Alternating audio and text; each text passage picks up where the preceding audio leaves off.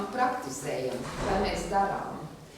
Un tad no šodien es mēģināšu jums vairāk akcentu likt uz to, ko es daru. Jo zinu es daudz. Tas ir fakts.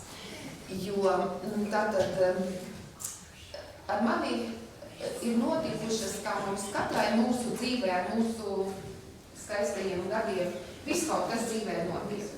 Un man diezgan dramatiskas lietas, kas attiecas uz veselību, notika manos 48 gados, un vēlreiz smaga lieta ar veselību notika 55 gados. Tagad man ir par 8 gadiem. Es arī esmu seniori, un starp citu Eiropas Savienībā jau no 50 gadiem cilvēks skaitās seniors. Tā kā mēs visas šeit esam seniors, izņemot šīs jaukās guļītās dāmas, un te vēl vienu jaukums, un vēl otru jaukums, kas bija aparāti pie kameras. Nu, lūk, un jautājums bija, kā dzīvot tālāk. Vai apsēsties manos vēl jaunos gados 50 plus pie daktera rindā pēc receptēm, vai tomēr paņemt to dzīvi savās rokās un ķepuroties laukā. Un es esmu pēc savas dabas laikam cīnītāja, to man arī rāda astroloģija, ka es nepadodos, un prāts arī ir bijis. Es esmu vienmēr rapusies, meklējusi informāciju, gājusi savu ceļu, kaut kur kļūdījusies, meklējusi atkal, bet visu laiku, kā saka, darbojusies. Un tā visa rezultātā es intuitīvi nonācu pie tāda secinājuma, ka tā dzīve, kāda man bija līdz manām saslimšanām, plus vēl pusmūža, hormonālās pārējās, kā tas viss kaut kur ap tiem 50 plus man sanāca slimības un tie 50 gadi, un es sapratu, ka tā dzīvot, kā es esmu dzīvojusi līdz tam, vairs nevar. Ļoti daudz, kas arī organiski, normālā veidā ir beidzies. Ģimene ir bijusi sataisīta, bērni ir izauguši, karjerā ir izskriets, izkāpts un viss kaut kas sasniegts, bet kā pilnvērtīgi dzīvot tālāk? Un mans uzskats ir tāds, ka man ir ļoti labs piemērs mamma, kurai tevi 88 gadi, un viņa visu laiku šiverē pa dārzu. Tā kā tāds čuk vilcieniņš, viņa ir vēl organizētāka par mani, viņa ceļas noteiktā laikā, viņai ir sava ikdienas rutīna, tad ar manu palīdzību viņai ir tikusi vaļā no pārstrādāšanās, jo viņai bija tā, kā no rīta iegāja puķēs un dārzā, tā vakarā līka greiza nevarīga, nespēcīga jau vairs savos gados, viss ir slikti. Un tad es viņai saku, ko es arī pati piekoju savā dzīvē. Strādā un taisi pauzi. Apdomā, ko tu tur esi sastrādājusi. Strādā un taisi pauzi. Un tā es iemācīju mammu, kā saka, degt, un iemācījos arī pati, ko nedarīju jaunībā, bija par daudz stresa, par daudz darbu, visa kā bija par daudz, un tas arī man noplicināja veselību.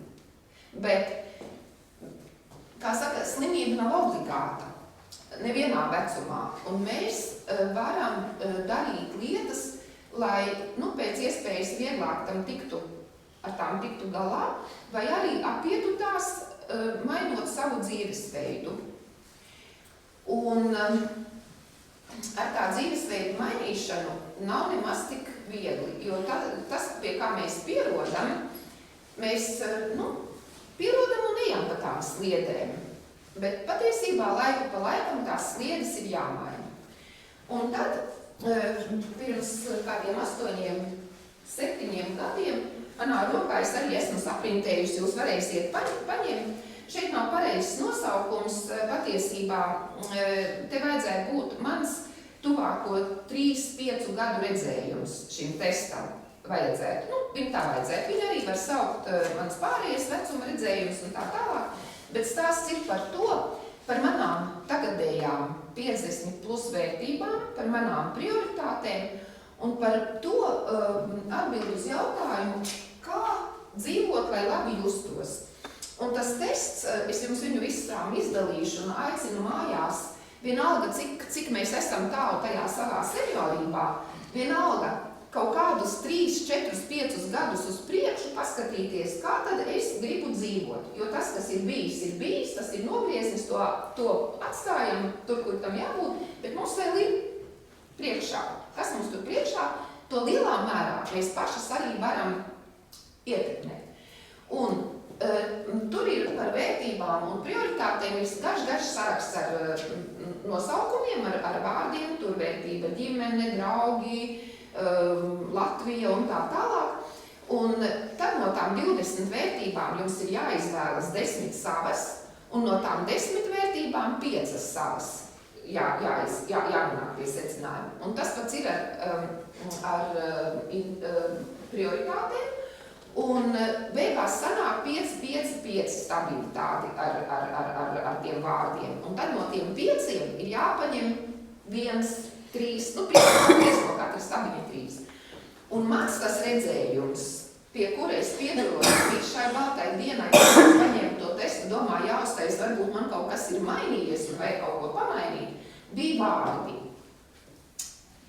Radoši, viegli un ģimene. Ģimene man ir tā plašākā nozīmē. Draugi, ģimene, tas ir tas mans sociums, tas cilvēku loks, kas ir ap mani. Un tas teikums, ko es tā kā uzrakstīju, es vēlos strādāt radoši, es vēlos strādāt ar viegluma sajūtu, viegli, un man ļoti svarīgi, ka man apkārt ir mani cilvēki. Un lai šo īstenotu, es nomainīju ļoti radikāli darbu. Pēdējais darbs man bija, varētu teikt, ierēģiņa darbs. Es strādāju civilās aviācijas aģentūrā, sabiedrisku attiecību daļā. Tur bija tik daudz stresa vēl manos 55, kad es izturēt nevarēju, bet man bija problēma, kur iet, ko mainīt, ko es varu izdarīt. Es neko nevaru, manos 55, tam es vairs esmu vajadzīga, angļu valoda arī, tā, jo esmu padomu laika produkts. Un tad nāca dzīvē gadījums, kad man uzaicināja strādāt ar onkoloģiskajiem pacientiem. Un tā es nokļuvu biedrībā Dzīvības koks, kurš īsteno psihosociālās rehabilitācijas programmu cilvēkiem pēc vēža. Un tur es esmu šīs programmas vadītāja koordinatore un arī vadu fizisko nojošanu un vingrošanas nodarbības. Un, protams, arī mentorēju un komunicēju ar cilvēkiem, kuri uzmeklē mani vai citus manus kolēģus un tā. Tātad klikt vienkārši nāca iespēja un es nomainu. Es ieguvu brīvību, man vairs nevajadzēja 8 stundas sēdēt, es citu dienu pat varbūt vairāk nostrādāju, bet es esmu brīva savā laikā. Es ieguvu arī, kā teikt, radošumu, jo katra diena ir savādāka un tur bez darba ar cilvēkiem ir vēl viskādi citādi darbi, projekti jāraksta un tā. Un tad es paralēli uzsāku savu vingrošanas programmu. Tas jau ir pagājuši 7 gadi, tur man arī tie 10 000 sekotāji, jo es esmu introverts cilvēks un es varētu sarunāt pat ar sēdes vietu, visu kaut ko, ja vajadzētu. Bet tur es varu likt lietā savu nevis otru, bet principā 3. izglītību. Es esmu sporta speciāliste un strādāju principā ar cilvēka veselo daļu. Jo jebkuram slimam cilvēkam vienmēr ir kaut kāda daļa, kas ir vesela, dzīvespriecīga. Un tad, lai kādas mums ir klikas, kustēties mēs varam, kā es saku, kamēr mēs varam pamirkšķināt acis, mēs pavisam noteikti esam dzīves. Tas ir par kustību. Un tad mēs varam pakustināt rokas, un tad mēs varam pakustināt kājas, un mēs varam pakustināt gūžas, ieguni un dzīvākus par dzīvu. Un tā es sāku cilvēkiem mācīt nojošanu, un online formātā bija Covid laiks, un tas tā organiski sanāca, vadu nodarbības. Es izstrādāju šo programmu tieši ar mērķi sievietēm